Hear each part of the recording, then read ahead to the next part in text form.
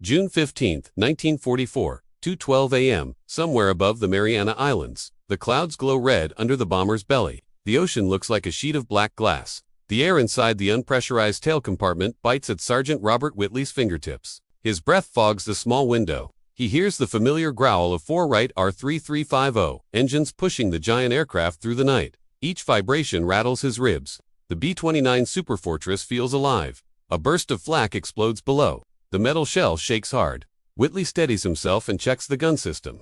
He wipes sweat from his neck. The heat from the central cabin fights the icy wind creeping in through the seams. You can picture the sharp sting on his skin. Up in the cockpit, Captain Harold Blake grips the yoke. His flight suit sticks to his back. The new pressurized cabin holds steady, but the tension inside the crew is thick. The B-29 is still an unproven beast. Every flight feels like a test. Every sound raises a question. Every mile invites disaster. A red light blinks. Engineer Lieutenant James Carter sees fuel pressure dip on engine number 2. He leans forward. His pencil scratches a mark on his checklist. Sweat rolls down his temple. He knows the R3350 has a habit of overheating. He knows the fire risk. He knows there is no backup plan at this altitude. He adjusts the mixture. He listens for a change in tone.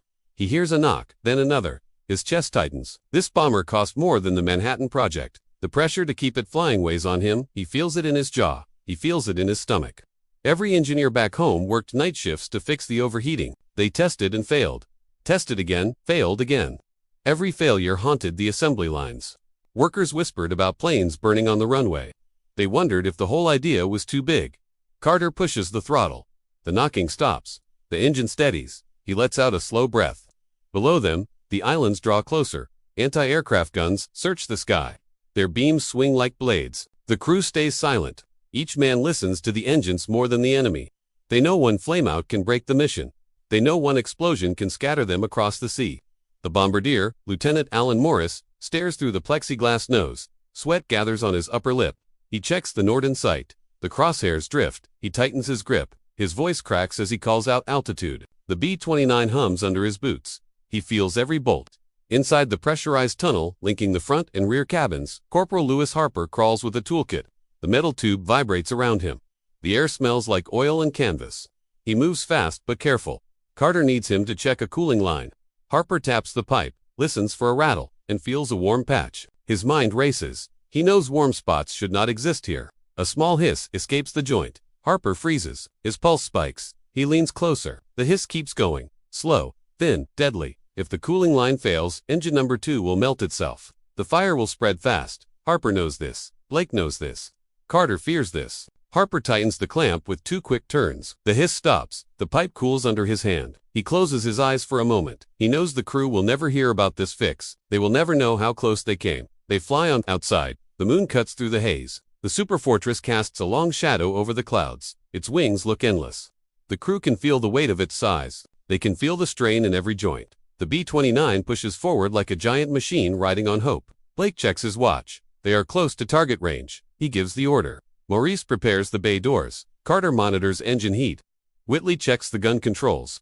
Harper grips the tunnel walls. As turbulence shakes the plane again, the air fills with the scent of ozone and hot metal. The bomb bay doors open. Wind fills the gaps. The aircraft shudders. The bomb racks click. Morris steadies his hands. He looks down at the dark world below. He hears his heartbeat in his ears. Then a sudden flash outside the nose lights up the cabin. Morris flinches. Blake curses. Carter checks his gauges. Whitley scans for enemy fire.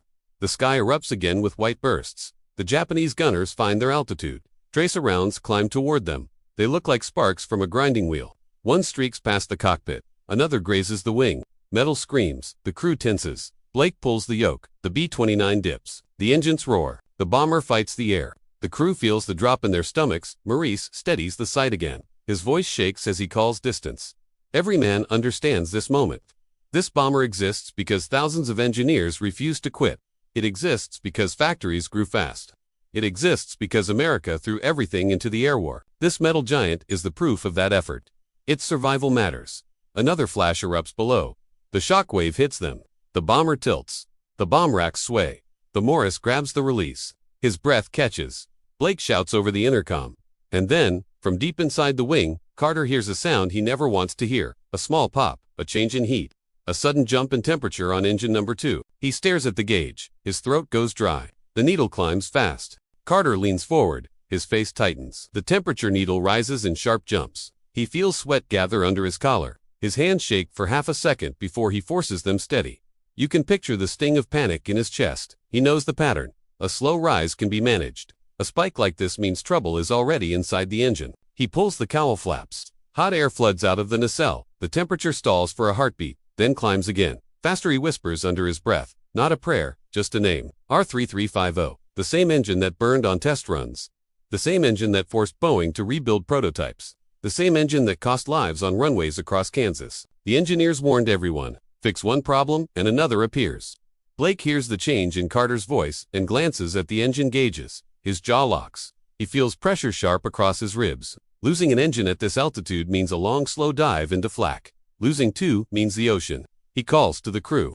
They brace. The runway fires back home flash through Carter's mind. He remembers photos pinned to engineering boards. Melted aluminum, charred cylinders, propellers twisted like broken arms. The factory workers pushed through those failures. They worked night shifts, double shifts, anything to keep the dream alive. The B-29 needed range. It needed altitude. It needed these big engines. There was no fallback. Whitley, in the tail, hears the sudden tension over the intercom. He feels his stomach drop. He checks his guns again, even though he checked them 3 times already. The turret hums. His breath fogs the glass. He hears the engines groan. He feels the vibration change under his boots. In the tunnel, Harper senses it too. He braces his elbows against the metal walls. The air smells like hot oil. He knows what Carter is fighting. Every mechanic back at Wichita talked about the R3350 like a wild animal, unpredictable, powerful, dangerous. Morris keeps his eyes on the target below. The bomb bay doors stay open. The aircraft trembles. The flak bursts grow louder. He feels the heat of adrenaline in his neck. He still has to release on time. No drift, no delay. Blake grips the yoke tight. He calls out power settings. Carter answers with clipped words.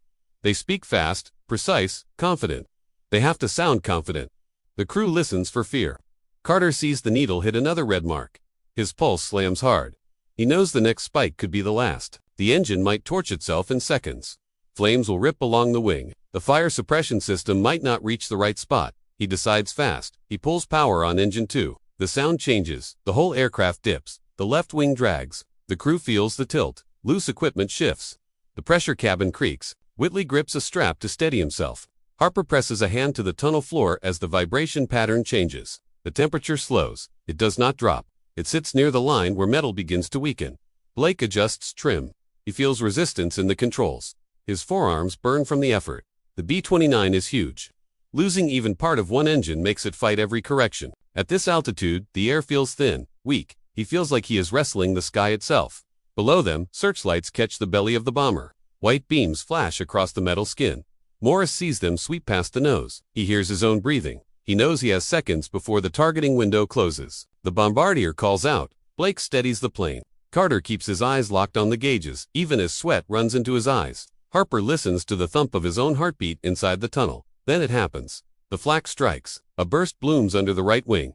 The shockwave punches the aircraft. The crew grunts in unison. The bomber jolts upward. The bomb racks rattle hard. A thin shower of metal flakes drifts from the ceiling onto Morris. He wipes his forehead and keeps the sight steady. Another burst hits behind the tail. Whitley clenches his teeth. The blast rings through his turret like a giant hitting a metal drum. Carter feels the temperature needle twitch again.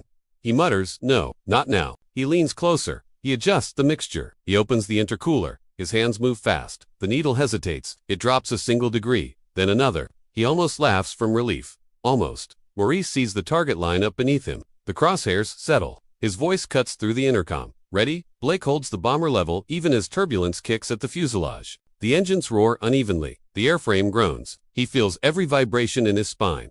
Morris releases. The bombs fall clean. The aircraft jumps a little as the weight drops away. The sound of wind rushing past the open bay fills the cockpit.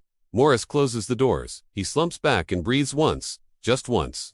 Then he calls confirmation. Blake does not relax.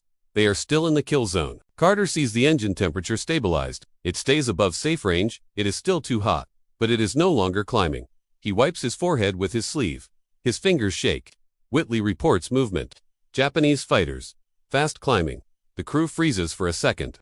Harper grips the tunnel with both hands. Morris presses his chin to his chest and braces. Blake scans the sky and sees the shadows rising toward them. Fast, silent at first. Then the engines scream. Three fighters, coming straight for the wing with the failing engine. The fighters rise in sharp arcs. Their silhouettes cut through the haze. You can picture the thin wings catching the moonlight. Blake feels his throat tighten. He knows the weak engine makes them slow. He knows the fighters will see it. The damaged side will look like an open wound. Whitley swings the tail turret. His thumbs rest on the triggers. His breathing steadies. He tracks the lead fighter. The range closes fast. Too fast. He calls out distance in a loud, sharp voice. The intercom crackles. Everyone hears the urgency. Carter looks at the engine gauges again.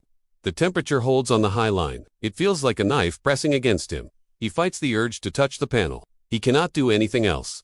The engine is flying on luck now. Harper crawls toward the rear of the tunnel. He wants a better angle to help Whitley if cables shake loose. The floor vibrates hard under him. He grips the metal walls. Every bump sends a jolt up his arms. Maurice leans forward in the nose. He sees the fighters break formation. One dives under the wing. Another climbs toward the cockpit. The last one circles wide to hit from the blind side. His chest tightens. He cannot fire. He has nothing but the view and the fear. Blake shouts to Whitley. The captain banks the bomber left. The aircraft groans, the weak engine strains. The bomber tilts like a giant tired animal. The crew sways inside the fuselage. Whitley fires. Tracers cut the dark sky. The red lines streak across the night like sparks from steel. The lead fighter jerks away. It banks hard. Whitley adjusts. He fires again. His gun barrels heat. His shoulders ache from the force. The second fighter climbs. It aims for the cockpit. Blake sees it for a split second. His pulse stops. He pushes the yoke forward. The bomber dips. The fighter flashes past the canopy. Blake feels the rush of air through the seams. He hears metal strain around him. Carter grips the side of his chair as the plane drops. His stomach rises. His pencil falls to the floor. He does not reach for it. He hears the weak engine sputter. It coughs twice. The sound makes the hair on his arms stand. Harper feels the dip in the tunnel. His knees slam against the metal frame. Pain shoots up his leg. He holds on. The fighter's shadows flash past the small porthole beside him. He closes his eyes for half a second, then keeps moving. The third fighter swings for the blind side. It drops low. It rises behind the tail. Whitley hears the engine scream behind him. He shifts the turret. The motors whine. He fires burst after burst. His tracers curve. The fighter darts through them. The fighter fires. The rounds hit the tail. Sparks fly inside Whitley's compartment. A smell of burning insulation fills the air. Whitley ducks. A round punches through the panel above his shoulder. He feels the hot rush of air behind him. He fires again. A long burst. No hesitation. The barrel shakes. The fighter breaks left. Its wingtip catches a trail of tracers. A small flash appears near its engine. It jerks away in a wobble. Then it drops into the haze. Whitley exhales once. His hands shake for a moment before he tightens his grip. The second fighter swings around for another run. Blake sees the angle. The fighter aims for the weak engine. He knows it. They all know it. A direct hit will finish them. Blake pulls the bomber upward. The controls feel heavy. His shoulders burn. The aircraft rises slow. Too slow. Carter stares at the engine gauge. A sudden dip shows on the temperature. It drops 3 degrees, then 5. The change hits him like cold water. The airflow shift saved them. The climb gives the engine cleaner cooling. He yells over the intercom. Engine 2 is stabilizing. Blake hears it. His grip loosens a fraction. Relief hits him sharp and quick. He uses the climb to swing the bomber into a new angle. The fighter misjudges the path.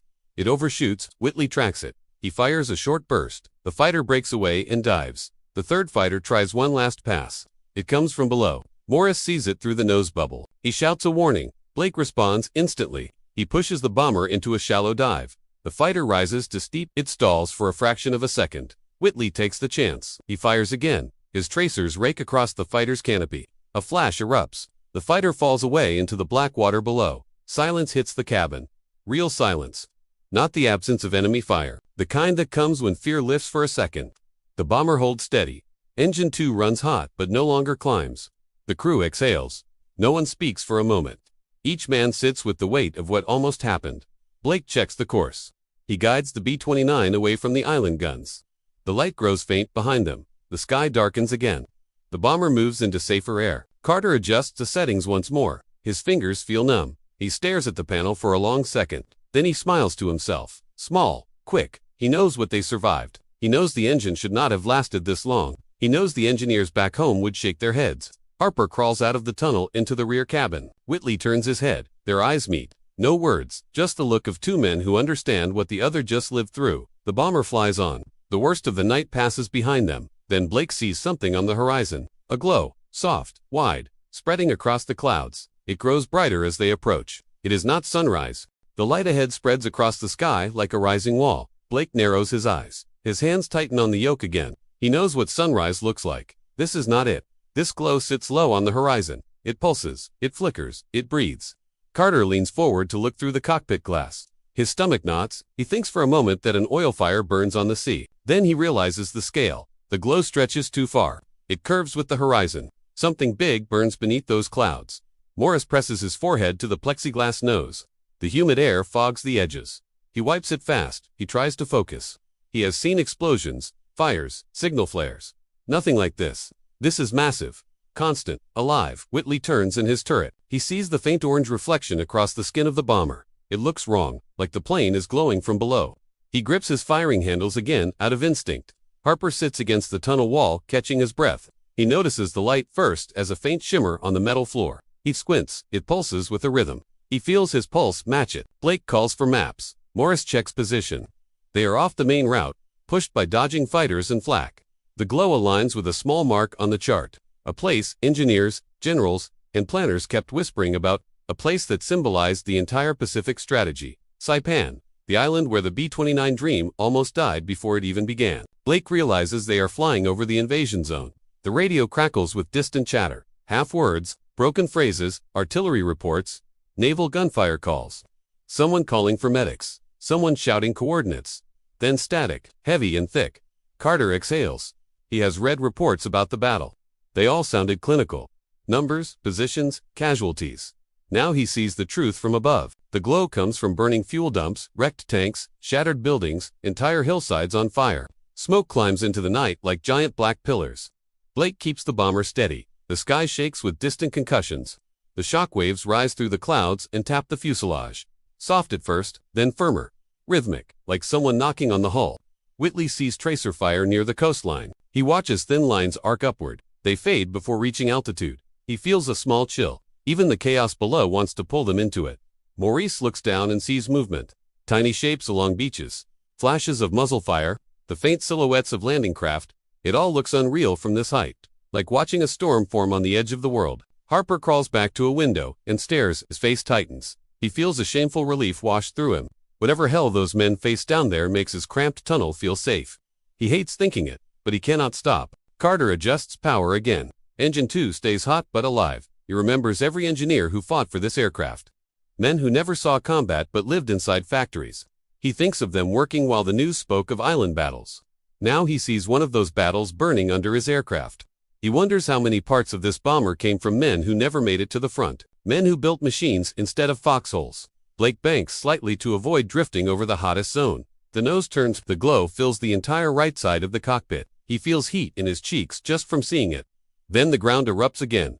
A massive explosion tears open near the shoreline. A fireball rises. It lights the underside of the clouds and paints the bomber bright orange. The crew flinches at the brightness. The shockwave rises through the air. It hits the B-29 like a slow, heavy punch. The fuselage groans. Loose tools clatter. Morris grabs the edge of the sight. Whitley presses his back into the turret cushion. Carter watches the engine temperature jump 1 degree. Just 1. But it makes his breath catch. He mutters, short-clipped words. Not prayer. Not fear. Just the engineer in him counting risks. Blake steadies the aircraft again. The air grows smoother as they pass the main fire zone. The glow dims. Smoke curls into dark shapes behind them. But none of them relax. Because the blast revealed something else. Something the haze had hidden. A massive structure sits inland, long, wide, unfinished, half concrete, half cratered earth. Floodlights flicker over it. Men swarm like ants around the edges. A runway, one built for aircraft the size of theirs. A runway built from American plans, captured and repurposed by Japanese engineers. A runway meant for bombers that never came. A runway that tells Blake one thing. The enemy knew America was building the B-29 long before the world did. Blake stares at the runway below. His lips part, but no words come out. The sight hits him harder than the flak or the fighters. A long strip of concrete carved into the island, floodlights, earth movers, craters, where bombs struck but did not finish the job. The enemy tried to build something huge here, something ambitious, something bold. Carter leans closer to the window. His pulse picks up. He recognizes the layout, the dimensions, the sweep of the taxiways. They match sketches he saw at Wichita. Early proposals for bases that could support superfortresses, bases meant for long-range Pacific strikes. bases the Americans planned before the war turned desperate. Maurice grips the edges of the bombardier station. He squints through the glare. The runway looks torn up now, but he can tell it was built with purpose. Wide lanes, reinforced shoulders, the kind of surface that could handle aircraft heavier than anything the Japanese ever produced. Whitley shifts in the turret. His eyes trace the perimeter. He spots bunkers dug deep into coral, anti-aircraft pits along the sides, truck headlights weaving through smoke. Everything looks rushed, improvised, built with stolen plans and hope. Harper climbs up from the tunnel, his face still pale from the firefight. He sees the glow on the horizon fading behind them. Then he notices the runway's shape. Long rectangles. Sharp angles. He frowns. It feels familiar even though he has never seen it before. Blake finally speaks, his voice low, controlled. "This is ours." The words sink into the cabin like cold water. Carter nods slowly. He understands. The Japanese captured early American designs in the Philippines and China. Engineers used those designs here. They tried to build their own forward base, a base for aircraft they hoped to match. They never had the engines. They never had the range. But they tried. That effort alone feels like a warning. Morris thinks of the briefings. The talk about why the B-29 mattered. Why its range changed the war. Why this machine had to work. Looking at the runway below, he sees proof that the enemy understood it too. They knew what was coming. They tried to beat it. Whitley tightens his grip on the gun handles. He feels a spark of something sharp in his chest. Not pride, not fear, something harder. The realization that the war is moving into a new phase, one built around machines, distance, speed, one where the skies decide the outcome. Harper presses his hand against the window frame. The smoke below curls upward like a slow rising veil. The runway comes into focus again as the moonlight breaks through. He sees wrecked equipment along the edges. Burned fuel trucks, twisted rebar, collapsed shelters. The Americans bombed this place until it broke. But the scale tells him the enemy will try again somewhere else. Blake adjusts the course. He wants distance from the island. The sight of that runway stays with him. He knows the brass will want to hear about it. He knows this changes the strategic map, but he also knows they need to make it back first. Carter checks engine 2 again. The temperature sits on a narrow safe line. He nods once, a tiny gesture, a fragile moment of relief. The engine should not have survived the flak and the climb and the long run over the island. But it did. It proves what thousands of workers built. It proves the Superfortress is more than an idea. The radio picks up another burst of static. Faint voices. American naval. Someone calling in coordinates for another strike. Someone else shouting about resistance on the northern ridge. The sound crackles and fades. The war feels close enough to touch. Morris looks down again. He sees a line of explosions ripping across the hills. Ships offshore fire in slow, steady rhythm. The flashes appear like brief suns on the water. The shockwaves rise through the night air. The bomber trembles each time. Not violently, just enough to remind them the island is fighting for every inch. Whitley looks away from the guns. He watches the fire spread along the trees below. The scale of it makes him swallow hard. Men are down there, thousands, fighting over a strip of earth the enemy built for a dream that never worked. A dream the Americans turned into reality. Harper glances at Blake. He sees the captain staring straight ahead, focused, eyes hard. Blake understands the truth. The B-29 is not just a bomber. It is a message. A signal that distance will not protect anyone. A sign that old strategies cannot survive. Blake levels the aircraft. The glow fades behind them. The sky returns to dark calm. The crew breathes easier. The danger slips away, but the meaning stays heavy on their shoulders. Because for the first time they see what the engineers back home tried to warn them about. The enemy feared the B-29 before it even flew. They built a runway for a plane they never had. They tried to prepare for something they could not match. They failed. But they came close enough to prove one thing. The race to control the Pacific skies was tighter than anyone admitted. Blake checks fuel, checks altitude, checks heading. He feels the weight of what they carry, not the bombs, the truth. Ahead of them, the night grows quiet. Then Carter sees something on the horizon. A shape, faint, straight, tall. He leans in. His heart picks up again. Another plume of smoke. Not from Saipan, from somewhere farther west. Carter locks his eyes on the thin column rising from the western horizon. It looks too straight to be a cloud, too solid to be drifting smoke. He leans closer. His breath catches. He knows that shape. It looks like the early plume from a burning fuel tank or a hit on a major installation. Blake sees it seconds later. His grip tightens. His mind clicks through possibilities fast. A ship struck. An island under attack. A convoy ambushed. The Pacific hides nothing at altitude. Every fire paints the sky. Morris shifts forward in the nose. The smoke looks narrow at first. Then it widens. A soft glow forms under it. He exhales. He recognizes the signature of a large explosion, still smoldering. Not random. Not accidental. This comes from a target someone hit with intent. Whitley scans the area through his rear sight. The distance makes everything look small, but the smoke grows wider the longer he watches. Something big burns out there. Maybe a fuel depot, maybe a carrier, maybe something no one briefed him about. Harper moves toward a side window. His leg still aches from the earlier jolt. He bites down and shifts weight. He sees the faint red glow under the smoke. It spreads across the water like a slow-moving stain. It covers too much area for a small ship. This looks like an entire formation took a hit. Blake keeps the bomber pointed toward the glow. Not too close, just enough to identify. His heartbeat drops into a steady rhythm again. He wants answers. He knows command will want answers too. The sky feels empty around them. No fighters, no tracers. Just that single column rising like a warning. Carter checks the engine again. The numbers hold. Stable, hot but stable. He breathes deeper. The earlier panic fades. He pushes the fear aside and studies the horizon. The glow sharpens. The plume twists in the wind. The shape reminds him of photographs from Midway. Burning hulls, fuel explosions, metal melting into the sea. Morris tilts his head. The reflection on the water reveals outlines. Long shadows, rigid shapes. He sees 2, maybe 3.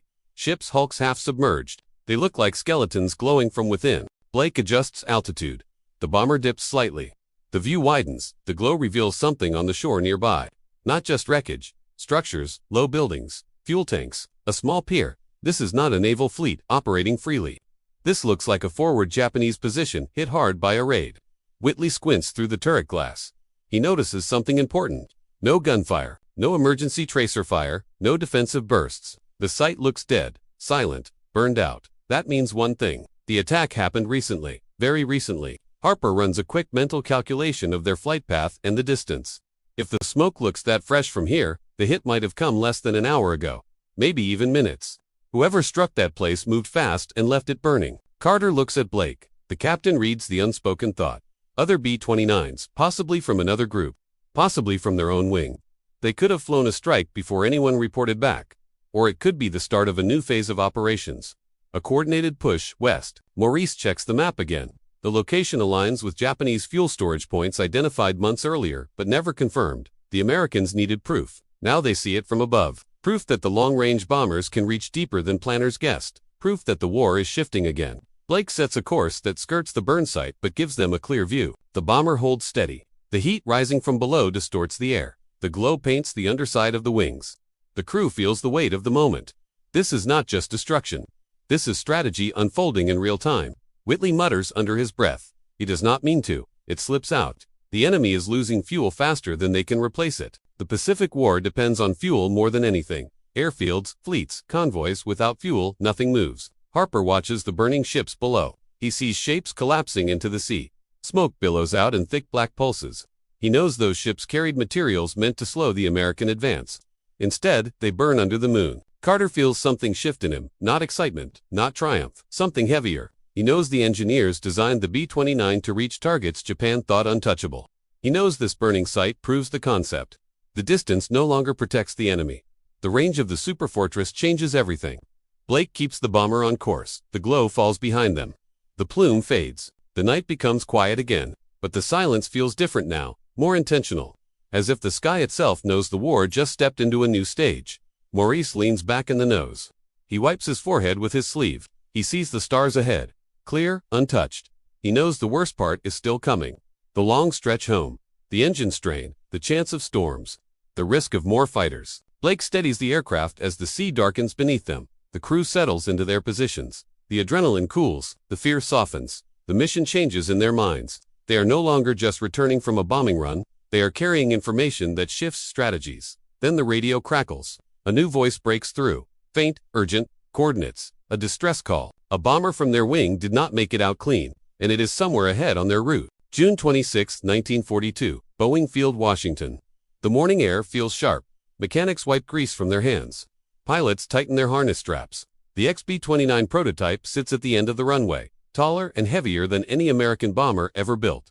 Test pilot Edmund Allen studies the instrument panel. He knows every dial. He knows every risk. The engines behind him rumble with uneven growls. They sound angry. They also sound unpredictable. The crew pulls the cockpit windows shut. The cabin pressure system hums. It is the first time a bomber this size will try to lift itself with full pressurization active. No one knows if the fuselage will hold. You can feel the tension in every breath. The tower clears them for takeoff. Alan eases the throttles forward. The right engines scream. The bomber shudders. The wings flex under the load. Heat pours off the cylinders. The runway blurs past the wheels. The engineers on the ground lock their eyes on the landing gear. One wobble means disaster. One burst of flame means the test ends in smoke. The aircraft keeps rolling. Faster, faster. Then it leaves the ground. The lift surprises even Alan. The plane climbs with steady force. Pilots feel the pressure equalize inside the cabin. The fuselage holds, the wing spars hold. The new hydraulics respond cleanly. For the first time, the B-29 design feels alive. But the engines stay hot. Too hot. Alan calls out the rising numbers. The flight engineer watches the gauges reach limits that no one wants to see. Oil temperatures push upward. Cylinder heads climb past safe lines. Alan makes the call to return. The bomber circles the field. The crew feels the heat under their boots. Landing becomes a race against time. Alan drops the aircraft onto the runway. The wheels hit hard. The plane rolls to a stop. The crew climbs out fast. Ground teams hit the cowlings with water hoses. Steam rises. The bomber survived. The concept works. The design flies. The engines remain a problem. A serious one. Back in the hangar, the engineers gather around the data sheets. They see the spikes. They see the risk. They know the aircraft will never survive wartime operations if the engines keep cooking themselves. The solution must be found. Aviation Command wants the bomber ready. The war pace increases. Deadlines move up. Pressure hits everyone. The next breakthrough will decide the entire project. Night settles over Wichita. The assembly hangars glow with white light. Workers move between tool carts. The smell of metal dust fills the air. On a raised platform, a team of engineers stares at a Wright R-3350 engine mounted on a test stand. It looks powerful. It also looks like a trap waiting to spring. The overheating problem has become the single barrier between the B-29 and combat readiness. Every hour counts. Every failure pushes the bomber closer to cancellation. Major General Kenneth Wolfe arrives on the floor. His tone stays sharp. He demands progress. He demands answers. The engineers feel the weight of his eyes. The test stand fires up. The engine roars. The cylinders glow. The temperature climbs fast. Technicians shout readings. 40 seconds in. Oil pressure dips. Flames spit from the exhaust. They kill the run before the engine destroys itself. Wolfe keeps watching. He knows the bomber needs long range, long endurance, and absolute reliability. A fire risk at altitude will kill crews before the enemy can. Engineers dissect the problem. The R-3350 uses tight tolerances. The cooling fixes from earlier tests no longer feel enough. The baffles need redesign. The cowling airflow needs reshaping. The carburation needs better balance. Everything must change. Bowing drafts new airflow channels. Wright proposes revised cylinder fin geometry. Army Air Forces demand full cooperation between teams. Meetings run through the night. Arguments break out. No one wants to own the failure. No one can afford the delay. Outside the hangars, the first completed B-29 airframes line the runway. They look ready. They are not. They cannot fly combat with engines that burn themselves alive. A small breakthrough comes from a junior engineer. He recommends sealing gaps in the baffling and redirecting cooling air through a narrower but faster channel. The senior staff listens. They test the idea. The next run lasts longer. Temperatures rise slower. The engine survives 3 minutes at high power. Then 5, then 9. It still overheats, but not as fast. The team has something to build on. The real fix comes from combined changes. Better oil, coolers, revised ignition, new cowling, airflow design. Each update pushes the engine closer to stability. They inch toward a bomber that can survive Pacific heat. Wolfe sees the data. He sees the improvement. He pushes production forward. The engines are still not perfect. They will never be perfect. The crews will face risk. Everyone knows it. The first combat-ready B-29s move toward final inspection. Propellers gleam under the hangar lights. The idea that started on a drafting table now becomes a weapon shaped for a new kind of war. The next step will reveal whether the aircraft can survive real missions, real distance, and real pressure. January 1944. Smoky twilight covers the plains around Pratt Army Air Field. The wind feels sharp on the skin. Ground crews tighten straps on bomb racks. Pilots climb the ladders and drop into the narrow cockpit. The first fully equipped B-29s stand ready for long-range shakedown flights. Colonel Leonard Harmon checks his watch. The mission is simple, on paper. Fly the bomber farther than any American aircraft has flown. Test the engines under sustained heat. Test the pressurization at altitude. Test the crew under real stress. Nothing about this feels simple. The props start turning. The 4 R-3350 engines cough, then roar. The sound hits your chest. The bomber rolls down the long runway. It lifts into the cold evening sky and turns toward the south. Inside the cabin, the crew feels the pressure system lock in. The air grows quiet. It feels unnatural for a bomber. The cabin stays warm while the outside temperature drops below freezing. The crew can move without oxygen masks. They can work longer, they can stay sharp. The bomber climbs to 26,000 feet. Harmon watches the gauges. Every reading matters. Oil temperature, cylinder head temperature, fuel flow. The engines run hot, but stable. The earlier fixes show their value. Hours pass. The Pacific-style Endurance begins to show its weight. Crew members stretch their legs. They check each compartment. They listen for strange vibrations. They feel the subtle pull of turbulence against the massive wings. One engine runs a little hotter than the others. The flight engineer watches the gauge creep upward. He reduces power slightly. The reading steadies. The aircraft keeps moving south. They cross state lines. They cross weather fronts. The sun drops behind the horizon. Stars fill the canopy glass. The crew moves through checklists with calm precision. The bomber feels heavy but steady. Harmon orders a long-altitude hold. This will simulate the hours needed to reach Japan from forward bases. This is where the B-29 must prove itself. The crew feels fatigue. Their eyes burn, their joints stiffen, but the aircraft holds. The engines push through hour after hour. The redesigned airflow works. The pressurization stays reliable. The bomber shows the range that planners hoped for. 10 hours in, the fuel estimate stays positive. The flight engineer nods. They can return with margin. This means the concept works. This means the Pacific can be reached. On the descent, the airframe shakes lightly. Cold metal meets thicker, warmer air. The crew hears the familiar hum, shift in tone. The landing lights come on. Harmon lines up with the runway. The wheels hit the ground with a clean thud. The bomber rolls to a stop. Ground crews rush in. They check the engines, they check the nacelles for heat scoring. They check every detail. The data shows success. The aircraft can fly the distance. It can endure high altitude for an entire mission cycle. It can do what no other bomber in the world can. But one truth remains. Training crews to handle this machine will take time. Many will suffer engine fires. Some will not return. The aircraft is powerful, but unforgiving.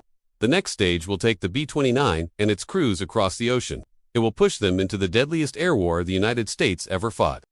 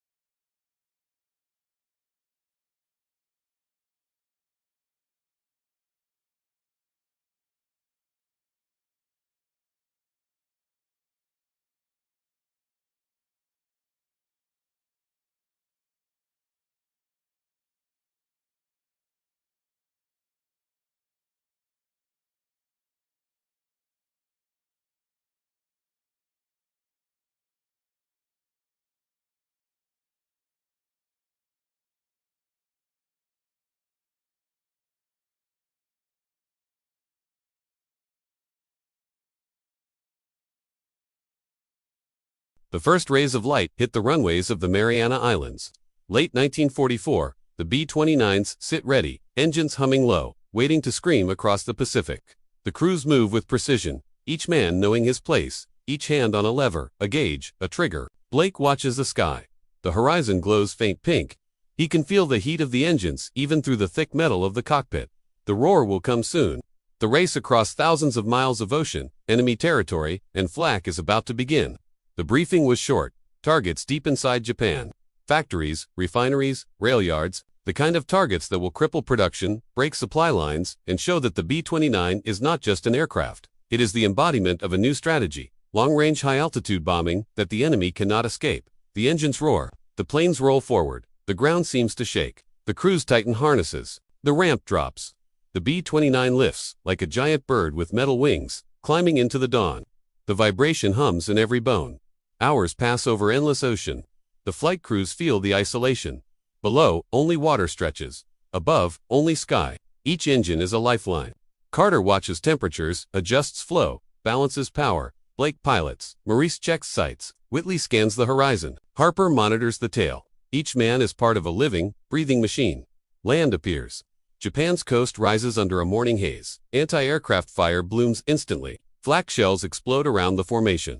Tracers lace through the air. The B-29s flex under the shocks, wings trembling. Engineers back home would feel proud. These machines survive where no other bomber can. Bomb bays open. The crews release their payloads. Each bomb falls with a controlled precision that only months of planning, testing, and risk could produce. Factories smoke. Rail yards ignite. The landscape below is chaos, but a controlled chaos designed to break the enemy's war machine. The return flight is tense. Engines hot. Fuel calculated to the last gallon. One aircraft loses a wingtip to flak. Another battles a failing engine. Crews adjust, improvise, survive. The B-29s bring them home. Each landing feels like a victory. Each roar of the engines, a reminder of what thousands of engineers built and thousands of men now command. Back at the islands, the crews step out, exhausted, bruised, triumphant. They know this is only the beginning. The Pacific War has changed. The B-29 has changed it. The Superfortress has proven itself. Its engines, once feared, now carry men farther than any plane in history. Blake looks at the horizon. Dawn stretches over the ocean. He knows the war is far from over, but he also knows the B-29 has made the impossible real. Its story is only beginning. The sky belongs to those who dare to fly it.